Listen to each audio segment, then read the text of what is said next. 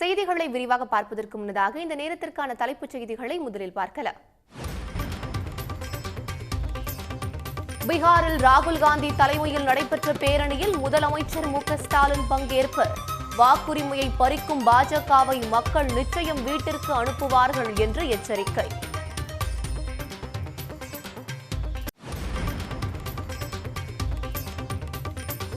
அமெரிக்காவின் 50% வரி விதிப்பால் இந்தியாவில் ஜவுளி, இரும்பு, ரசாயனம் உள்ளிட்ட தொழில்கள் கடும் பாதிப்பு. திருப்பூர் பின்னலாடை நிறுவனங்களில் தினந்தோறும் 700 கோடி ரூபாய் வரை இழப்பு.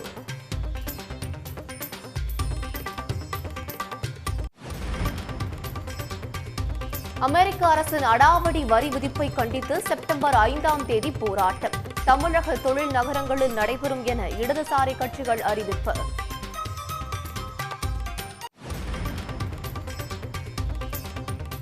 தங்கம் விலை சவரனுக்கு 280 ரூபாய் உயர்ந்து மீண்டும் 75,000 தாண்டியது. சென்னையில் ஆபரண தங்கம் சவரன் 75,120 ரூபாய்க்கு விற்பனை.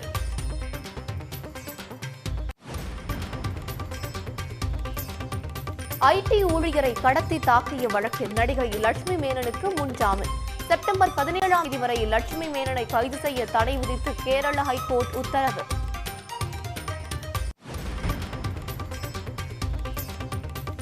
தமிழ்நாடு முழுவதும் விநாயகர் கோவில்களில் கொழுக்கட்டை படையலிட்டு வழிபாடு.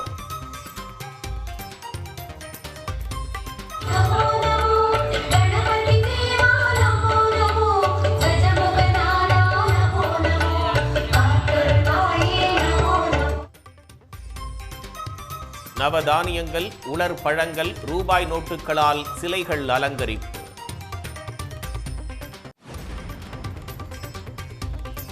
ஒசூரில் பிரதமர், எதிர்க்கட்சி தலைவர், எம்பிக்கள் நாடாளுமன்றத்தில் உள்ளது போல விநாயகர் சிலைகள் வடிவமைப்பு. நாடாளுமன்றம் போன்ற அரங்கத்தை கண்டு மகிழ்ந்த பொதுமக்கள்.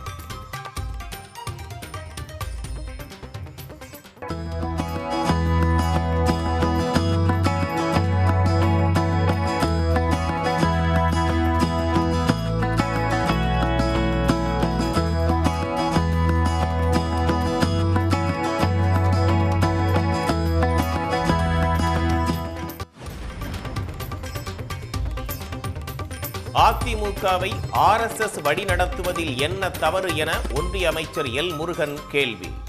நடிகர் விஜய் திருந்த வேண்டும் என்றும் அறிவுறுத்தல். தமிழக வெற்றிக் கழக தலைவர் விஜய் மீது வழக்கு பதிவு. சரத்குமார் என்ற தாவேக தொண்டரை விஜயின் பவுன்சர்கள் தூக்கி வீசிய புகாரில் நடவடிக்கை.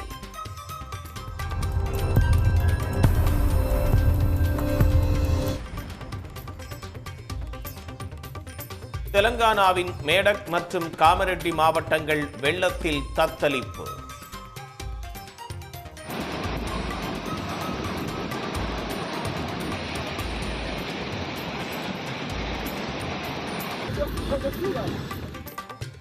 தண்டவாளம் வெள்ளத்தில் அடித்துச் செல்லப்பட்டதால் ரயில் சேவை பாதிப்பு.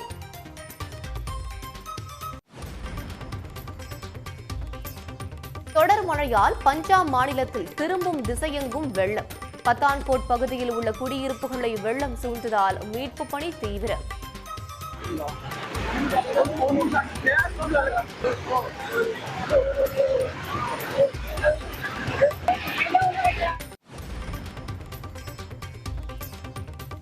ஜம்மு காஷ்மீர் வரலாற்றில் முதன் முறையாக 24 மணி நேரத்தில் 38 சென்டிமீட்டர் மழை பதிவு.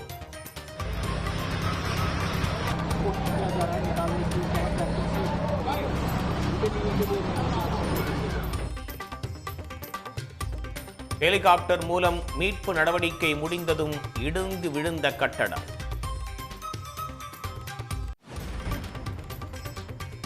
வயநாடு தாமரைச்சேரி மலைப்பாதையில் கனமழை காரணமாக மண் சரிவு. மலைப்பாதையை சீரமைக்கும் பணி தீவிரம். வாகன போக்குவரத்திற்கு தடை. 2030ஆம் ஆண்டு காமன்வெல்த் போட்டி அகமதாபாத்தில் நடத்த ஒன்றிய அரசு திட்டம். போட்டியை நடத்துவதற்கான ஏலத்தில் பங்கேற்க ஒன்றிய அமைச்சரவையில் ஒப்புதல்.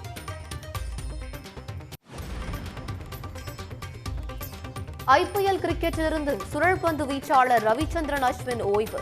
மற்ற லீக் போட்டிகளில் தொடர்ந்து விளையாட உள்ளதாக அறிவிப்பு. சாவி கொடுத்தால் ஆடும் பொம்மை போல தேர்தல் ஆணையம் செயல்படுவதாக முதலமைச்சர் மு.க.ஸ்டாலின் குற்றம் சாட்டியுள்ளார். பீகாரில் ராகுல் காந்தியின் வாக்காளர் உரிமை பேரணியில் பங்கேற்ற மு.க.ஸ்டாலின் தேர்தல் ஆணையத்தின் மிரட்டல்களுக்கு அஞ்சாமல் இந்தியாவின் வழக்கறிஞர் போல ராகுல் செயல்படுவதாக பாராட்டினார். பீகாரில் 65 லட்சம் பேரின் வாக்குரிமை பறிக்கப்பட்டதாக கண்டனம் தெரிவித்து மக்களவை எதிர்க்கட்சித் தலைவர் ராகுல் காந்தி ஆகஸ்ட் 17ஆம் தேதி முதல் வாக்காளர் உரிமை பேரணியை நடத்தி வருகிறார். இதில் காங்கிரஸ் ஆளும் மாநில முதல்வர்கள், இந்தியா கூட்டணி தலைவர்கள் பங்கேற்று வரும் நிலையில் பேரணியில் பங்கேற்பதற்காக முதலமைச்சர் மு.க.ஸ்டாலின் பீகார் சென்றார். ராகுலின் பேரணி முசாஃபர்பூரை அடைந்த நிலையில் முதலமைச்சர் மு.க.ஸ்டாலின் பேரணியில் கலந்து கொண்டார். ராகுல் காந்தி, ராஷ்டிரிய ஜனதா தளம் கட்சி தலைவர் தேஜஸ்வி ஆகியோருடன் மு.க.ஸ்டாலின் திறந்தவெளி ஜீப்பில் பயணம் செய்தார்.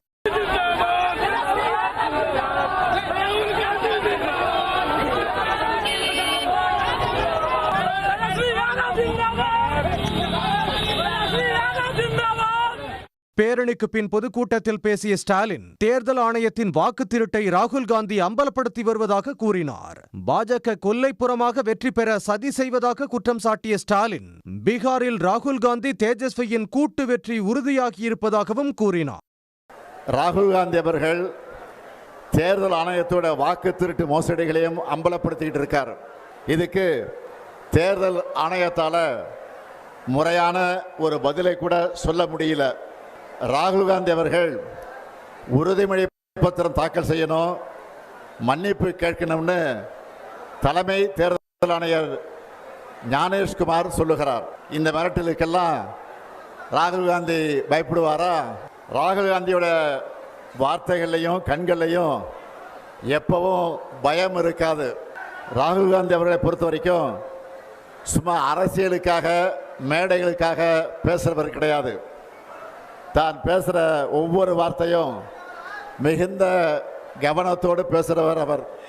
இப்போ ஏன் பாஜக அவர் மேலே பாயிறாங்கன்னா, பாஜக தேர்தலை எப்படி கேலி கூத்தாக்கிடுச்சுன்னு ராகுல் காந்தி வெளிச்சம் போட்டு காட்டிட்டார். அந்த ஆத்திரத்தில் பாஜக அவர் மேலே பாயிறாங்க. இந்தியாவின் தேர்தல் முறையையே பாஜக கேலி கூத்தாக்கிவிட்டதாக கூறிய முதலமைச்சர் ஸ்டாலின் வாக்குரிமையை பறிக்கும் பாஜகவை மக்கள் நிச்சயம் வீட்டிற்கு அனுப்புவார்கள் என்றும் எச்சரித்தார். பின்னர் பேசிய ராகுல் காந்தி தேர்தலில் நாளை என்ன நடக்கும் என்று யாருக்கும் தெரியாத நிலையில் அமித்ஷாவுக்கு 50 ஆண்டுக்கான தேர்தல் முடிவு தெரிந்துள்ளதாக கூறினார்.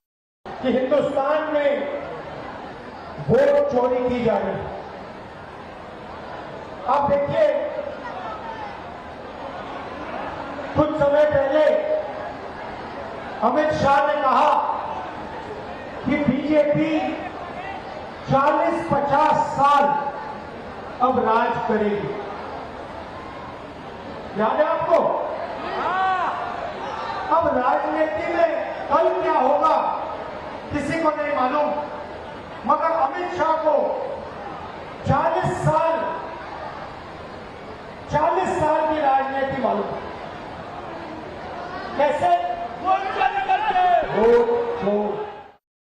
வாக்குகளை திருட பிரதமர் நரேந்திர மோடிக்கு தேர்தல் ஆணையம் உதவி செய்வதாகவும் ராகுல் காந்தி குற்றம் சாட்டினார். வாக்கு திருட்டு பட்டியலினத்தோர், இதர பிற்படுத்தப்பட்டவர்கள், சிறுபான்மையினர் மற்றும் ஏழை மக்கள் மீதான தாக்குதல் என்றும் ராகுல் விமர்சித்தார்.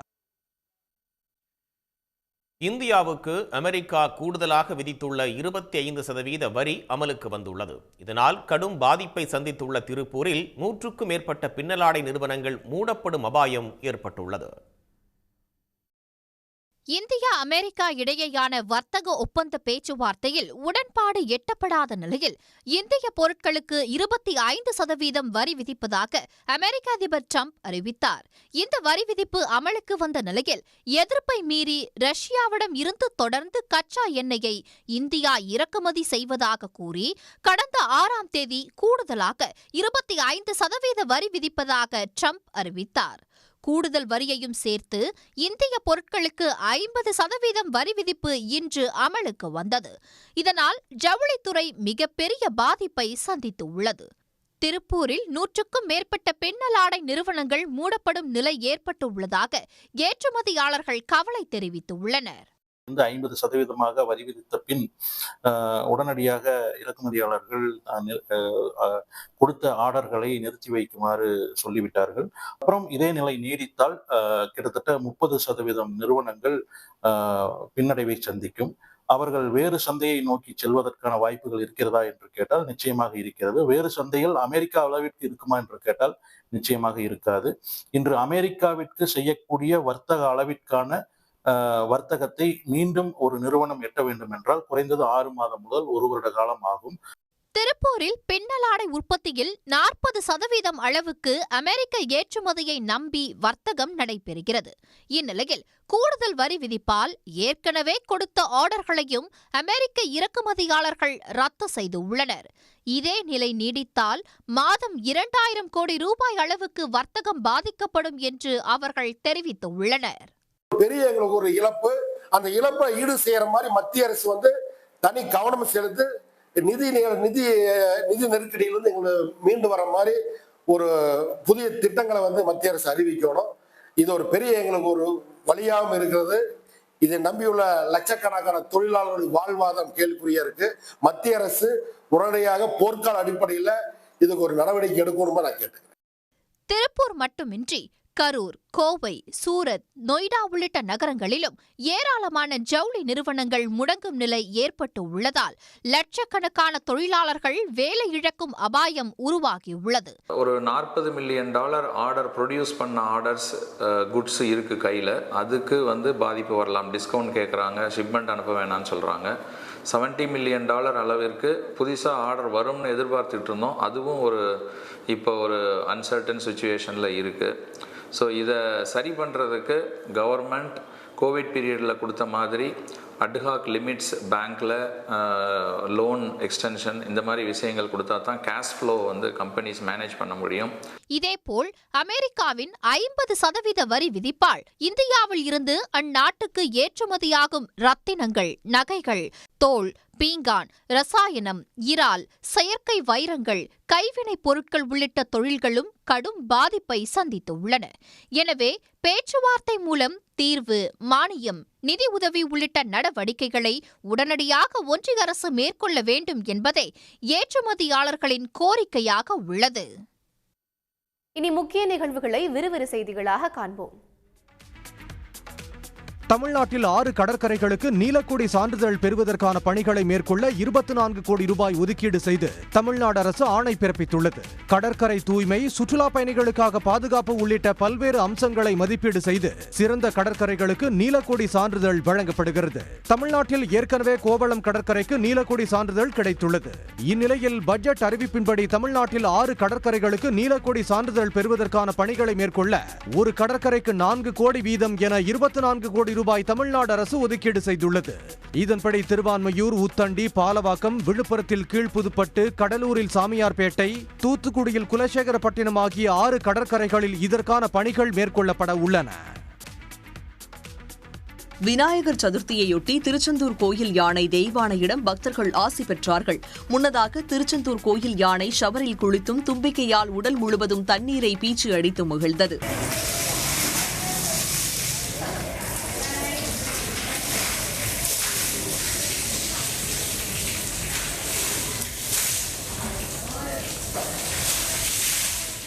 தொடர்ந்து முன்பக்க கால்களை மடக்கி நின்றபடி தும்பிக்கையை தூக்கி முருகனை யானை வழிபட்டது. இதை பக்தர்கள் ஆச்சரியமுடன் கண்டு ரசித்தார்கள். இங்க சிறப்பு தரிசனம் நடந்துச்சு. இன்னைக்கு விநாயகர் சதுர்த்தினால விநாயகர் யானைக்கெல்லாம் சிறப்பு அலங்காரம் பண்ணி ஆசீர்வாதம் எல்லாம் பண்றாங்க. ரொம்ப சந்தோஷமா நிம்மதியா இருந்தது இன்னைக்கு பார்த்ததுல. முருகனை தரிசனம் செய்துவிட்டு வெளியே வந்த பக்தர்கள் கோயில் யானை தெய்வானையிடம் ஆசீர்வாதம் பெற்றார்கள். விநாயகர் சிலைகளை கரைக்க ஒன்றிய, மாநில மற்றும் தேசிய பசுமை தீர்ப்பாயத்தின் வழிகாட்டுதல்களை பின்பற்ற வேண்டும் என்று உயர்நீதிமன்ற மதுரை கிளை உத்தரவிட்டுள்ளது. பல்வேறு மாவட்டங்களில் விநாயகர் சிலை வைத்து கொண்டாடுவதற்கு அனுமதி கேட்டு 15க்கும் மேற்பட்ட வழக்குகள் உயர்நீதிமன்ற மதுரை கிளையில் தாக்கல் செய்யப்பட்டன. இந்த வழக்குகள் நீதிபதி புகழேந்தி முன்பு விசாரணைக்கு வந்தது. அப்போது சுற்றுச்சூழலுக்கு உகந்தது என சான்று வழங்கப்பட்ட சிலைகள் மட்டுமே நீர்நிலைகளில் கரைக்கப்பட வேண்டும் என்றும், சான்று பெறாத சிலைகளை செயற்கை நீர்நிலைகளில் கரைப்பதற்கு ஏற்பாட்டாளர்கள் நடவடிக்கை எடுக்க வேண்டும் என உத்தரவிட்டார். ஆபரண தங்கம் சவரனுக்கு 280 ரூபாய் அதிகரித்து மீண்டும் 75,000 ரூபாயை கடந்துள்ளது. சர்வதேச நிலவரங்களால் தங்கத்தின் விலை மீண்டும் ஏறுமுகம் கண்டு வருகிறது. சென்னையில் நேற்று சவரனுக்கு 400 ரூபாய் உயர்ந்து 74,840 ரூபாயாக தங்கம் விலை அதிகரித்தது. இந்நிலையில் இன்று சவரனுக்கு மேலும் 280 ரூபாய் ஏற்றம் கண்டு 75,120 ரூபாயாக உயர்ந்துள்ளது. தங்கம் விலை மீண்டும் 75,000 ரூபாயை கடந்திருப்பதால் நகை வாங்க திட்டமிட்ட நடுத்தர வர்க்கத்தினர் கலக்கமடைந்துள்ளனர். இதனிடையே வெள்ளி விலையில் மாற்றமின்றி 1 கிராம் 130 ரூபாய்க்கு விற்பனையாகிறது. கடலூரில் நடைபெறவுள்ள கரும்பூர் முருகன் கோயில் குடமுழுக்கு விழாவில் பட்டியலினத்தவர்கள் கலந்து கொள்வதை தடுப்பவர்கள் மீது காவல்துறை சட்டப்படி நடவடிக்கை எடுக்க வேண்டும் என சென்னை உயர்நீதிமன்றம் உத்தரவிட்டுள்ளது. பண்ருட்டி அருகே உள்ள கரும்பூர் முருகன் கோயில் குடமுழுக்கு விழாவில் பட்டியல் இனத்தவர்கள் கலந்து கொள்வதை சிலர் தடுப்பதாக கூறி பூபாலன் என்பவர் சென்னை ஐகோர்ட்டில் வழக்கு தொடர்ந்தார். இவ்வழக்கு நீதிபதி ஆனந்த் வெங்கடேஷ் முன்பு விசாரணைக்கு வந்தது. அப்போது கரும்பூர் முருகன் கோயில் பொது கோயில்தான் எனவும் இந்து அறநிலையத்துறை சார்பில் கோயில் சீரமைப்புக்காக 2 லட்சம் ரூபாய் நிதி உதவி வழங்கப்பட்டதாக தெரிவிக்கப்பட்டது. இதையடுத்து கரும்பூர் முருகன் கோயில் குடமுழுக்கு விழாவில் அனைத்து தரப்பினரும் பங்கேற்கலாம் என்றும் இதற்கு யாராவது இடையூறு செய்தால் காவல்துறை சட்டப்படி நடவடிக்கை எடுக்கலாம் என்று நீதிபதி உத்தரவிட்டார். குடமுழுக்கு விழாவுக்கு போலீசார் உரிய பாதுகாப்பு வழங்க உத்தரவிட்டு வழக்கை முடித்து வைத்தார். விடுமுறை தினம் என்பதால் கன்னியாகுமரி திற்பரப்பு அருவியில் ஆர்ப்பரித்து கொட்டும் தண்ணீரில் சுற்றுலா பயணிகள் உற்சாகமாக குளித்து மகிழ்ந்தனர். திற்பரப்பு அருவிக்கு பல்வேறு மாவட்டங்கள் மற்றும் வெளி மாநிலங்களில் இருந்தும் சுற்றுலா பயணிகள் வந்து செல்கின்றனர். கடந்த 2 வாரங்களாக பெய்த மழை காரணமாக இந்த அருவியில் தண்ணீர் கொட்டுகிறது. இதனால் ஏராளமான சுற்றுலா பயணிகள் குவிந்தனர்.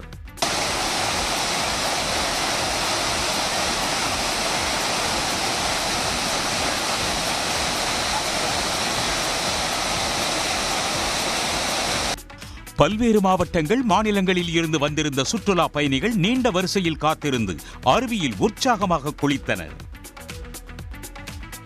ஐபிஎல் கிரிக்கெட்டில் இருந்து ஓய்வு பெறுவதாக இந்திய அணியின் முன்னாள் வீரரும் பிரபல சுழற்பந்து வீச்சாளருமான ரவிச்சந்திரன் அஸ்வின் அறிவித்துள்ளார். இந்த ஆண்டு ஐபிஎல் போட்டியில் சென்னை அணிக்காக விளையாடிய அவர் ஐபிஎல் போட்டிகளில் இருந்து ஓய்வு பெறுவதாக அறிவித்துள்ளார். இதுகுறித்து எக்ஸ் தளத்தில் பதிவிட்டுள்ள அவர் ஒவ்வொரு முடிவும் புதிய தொடக்கத்தை கொண்டிருக்கும் என்று கூறுகிறார்கள். அந்த வகையில் ஐபிஎல் கிரிக்கெட் வீரராக தமது நேரம் முடிவடைவதாக குறிப்பிட்டுள்ளார். தனக்கு ஆதரவளித்த பிசிசிஐ மற்றும் ஐபிஎல் அணி நிர்வாகம் மற்றும் அனைத்து அணி உரிமையாளர்களுக்கும் அஸ்வின் நன்றி தெரிவித்துள்ளார். ஐபிஎல் தொடரில் சென்னை, டெல்லி, ராஜஸ்தான் அணியில் விளையாடிய அவர் இதுவரை 221 ஐபிஎல் போட்டிகளில் பங்கேற்று 187 விக்கெட்டுகளை கைப்பற்றியுள்ளார். பேட்டிங்கில் 98 இன்னிங்ஸில் விளையாடி 833 ரன்கள் எடுத்துள்ளார். அஸ்வினின் திடீர் ஓய்வு முடிவால் ரசிகர்கள் அதிர்ச்சி அடைந்துள்ளனர். இருப்பினும் பிற நாடுகளில் நடைபெறும் லீக் போட்டிகளில் தொடர்ந்து விளையாட உள்ளதாக அஸ்வின் அறிவித்துள்ளார். அதிமுகவை RSS வழி நடத்துவதில் என்ன தவறு என்று பாஜகவைச் சேர்ந்த ஒன்றிய இணையமைச்சர் எல் முருகன் கேள்வி எழுப்பியுள்ளார். அதேபோல கேள்வி ஒன்றுக்கு பதிலளித்த அவர் தாவேக தலைவர் விஜய் RSSிடமிருந்து கற்றுக்கொள்ள வேண்டும் என்றும் கூறியிருக்கிறார்.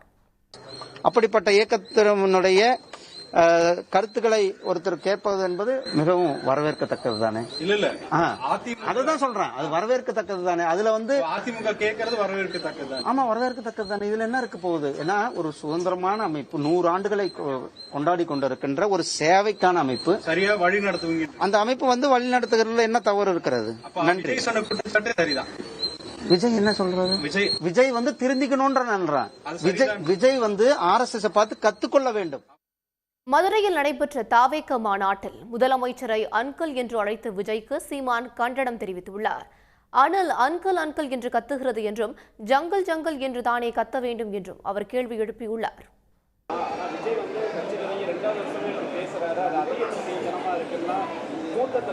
அனில் ஏன் அங்கிள் அங்கிள் கத்துது? அது ஜங்கிள் ஜங்கிள் தானே கத்தணும். அது ஜங்கிள் ஜங்கிள் தான் கத்தணும். அது ஏன் அங்கிள் அங்கிள்னு கத்துது? நீங்க இந்த ஏடிஎம்கே எந்த கட்சி எந்த யாருக்கிட்ட இருக்குங்கிறத 4.5 வருஷம் அவர் முதலமைச்சராக இருக்கும்போது நீங்க ஏன் கேட்கல? ஏன் கேட்கல? போன மாநாட்டில் சிஎம் சாரா இருந்தவர் இந்த மாநாட்டில் எப்படி அங்கிள் ஆனார்? தமிழ்நாட்டின் முக்கிய நிகழ்வுகளை எக்ஸ்பிரஸ் செய்திகளாக பார்க்கலாம். வேலூரில் 13 வயது சிறுவன் பூச்சி கடித்து உயிரிழந்தது தொடர்பாக போலீசார் விசாரணை நடத்தி வருகின்றனர். விருப்பாட்சிபுரம் காந்திநகர் பகுதியைச் சேர்ந்த ரமேஷ் என்பவரது மகன் சஞ்சய் வாய் பேச முடியாத மாற்றுத்திறனாளியாக உள்ளார். இந்நிலையில் பூந்தோட்டம் அருகே பூச்சி ஒன்று கடித்ததில் வலியால் அலறி துடித்த சிறுவனை அடுக்கம்பாறை அரசு மருத்துவமனையில் அனுமதித்தனர். ஆனால் அங்கு சிறுவன் சஞ்சய் சிகிச்சை பலனின்றி உயிரிழந்தார். சத்தியமங்கலம் அருகே கரும்பு தோட்டத்துக்குள் புகுந்த 12 அடி நீள மலைப்பாம்பை தீயணைப்புத் துறையினர் லாவகமாக பிடித்தனர். சத்தியமங்கலம் மைசூரு தேசிய நெடுஞ்சாலையில் சிவகுமார் என்ற விவசாயிக்கு சொந்தமான தோட்டத்தில் கரும்பு பயிரிடப்பட்டுள்ளது. அங்கு கரும்புகளை வெட்டும் பணியின் போது பாம்பு ஒன்று நெளிவதை கண்ட தொழிலாளர்கள் தீயணைப்புத் துறைக்கு தகவல் அளித்தனர். விரைந்து சென்று 12 அடி நீள மலைப்பாம்பை லாவகமாக பிடித்த தீயணைப்பு வீரர்கள் வனச்சரக அலுவலகத்தில் ஒப்படைத்தனர்.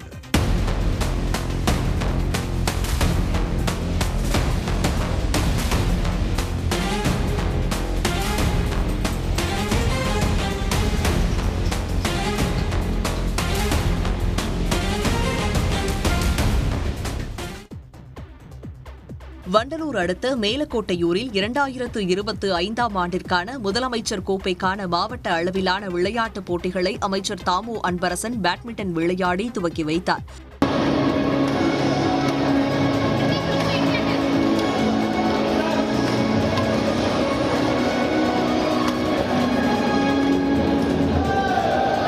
செங்கல்பட்டு மாவட்டத்திற்கான முதலமைச்சர் கோப்பை போட்டியில் 40,000த்திற்கும் மேற்பட்ட விளையாட்டு வீரர்கள் 55 விதமான போட்களில் கலந்து கொள்ள உள்ளார்கள். கடந்த 26ஆம் தேதி தொடங்கிய போட்டி அடுத்த மாதம் 10ஆம் தேதி வரை பல்வேறு பிரிவுகளாக நடைபெற உள்ளது. கொடைக்கானல் சுற்றுவட்டார பகுதிகளில் தடை செய்யப்பட்ட பிளாஸ்டிக் பாட்டில்கள் சிதறி கிடப்பதால் சுகாதார சீர்கேடு ஏற்பட்டுள்ளது.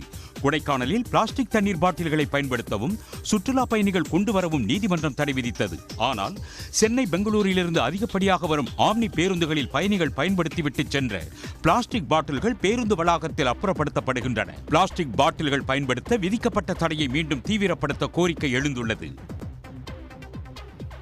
ராமேஸ்வரம் கடற்கரை பகுதிகளில் குவியலாக கடல் புற்கள் கரையொதுங்கி வருவது அதிர்ச்சியை ஏற்படுத்தியுள்ளது. கடல் புற்கள் கடல்வாழ் உயிரினங்களின் உணவாக உள்ளது. இந்நிலையில் காலநிலை மாற்றம், தடை செய்யப்பட்ட மீன்பிடி வலைகளை பயன்படுத்தி மீன்பிடித்தல் உள்ளிட்ட காரணங்களால் கடல் புற்கள் சேதமடைந்து ராமேஸ்வரத்தில் உள்ள அக்னி தீர்த்த கடற்கரை, சங்குமால் கடற்கரை, மீன்பிடி துறைமுகம் உள்ளிட்ட பகுதிகளில் அதிக அளவில் குவிந்துள்ளதால் சுகாதார சீர்கேடு ஏற்படும் அபாயம் உருவாகியுள்ளது. கடல்ல இருந்து அதிகமாக சேதமடைந்து வெளியில வரக்கூடிய பாசிகள் கடற்கரையில தேங்கி இருக்கு. இப்படி தேங்கி இருக்கக்கூடிய இந்த இதுல பக்தர்கள் நீராடும் போது அவங்களுக்கு அரிப்பு நோய், தோல் நோய் போன்ற பலவிதமான நோய்கள் ஏற்பட்டு இங்கே தீர்த்தமாட முடியாத சூழ்நிலை இருக்கு. உடனுக்குடன் செய்திகளை தெரிந்து கொள்ள சன் நியூஸ் பெல் ஐகானை கிளிக் பண்ணுங்க.